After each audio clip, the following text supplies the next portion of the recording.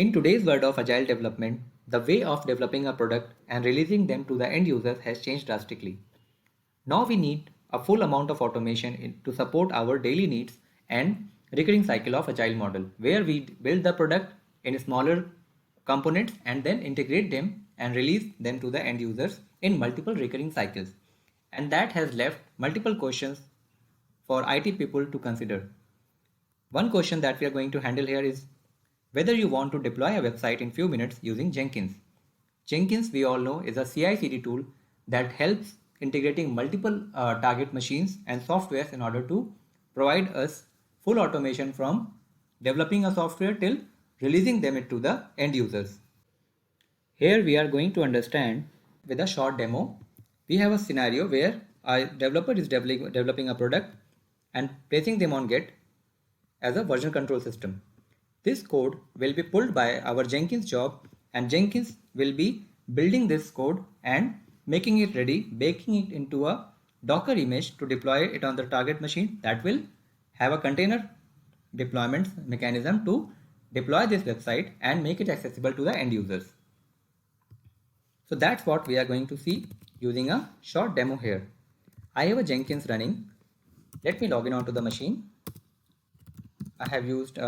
I have created a DevOps user inside it and will create a small job that will follow the cycle of building a code from getting it from the GitHub and then creating a Docker image out of the code and deploying the whole website packaged into the software as a container image, and that will be accessible outside the server onto the web using web browser. So let's create a demo website. I am taking at a freestyle project. This is my Git repo where I have kept the code that I will be receiving from the developer. Developer will keep and maintain their code on GitHub, and that kind of same repo I have here. Let me get the URL from here. So this is the URL of my Git repo. I copied it, and that I am going to use in my Jenkins job that will use this project to build and deploy the website. This is the URL I need to place. I need to mention where I need to run this code during the build process and deploy it onto the machine. So I have a slave machine configured, which is this one, which is again a slave machine and is connected to the Jenkins. I need to mention the name of machine where I need to run this whole job and the deployment. Then the deployment I am going to create is a Git type of deployment. So job, I need to mention a Git job for source code management because I am going to get the code from Git. This is mentioned here. Rest I will leave as default. I am getting the code from master branch. If you can see here, master branch. So I will leave this as default to master branch only. Now during the build step, I want to run some Linux command onto my slave machine in order to deploy the website in container. And that is the code I have kept here. It is a simple Linux code. I am trying to get a Docker container if it is running already in order to kill it and deploy a fresh software as part of the build job. Then I will build the image from the Docker file that I have placed in my Git repo. You can see Docker file here. And after building this Docker image from the Docker file, I will run this file.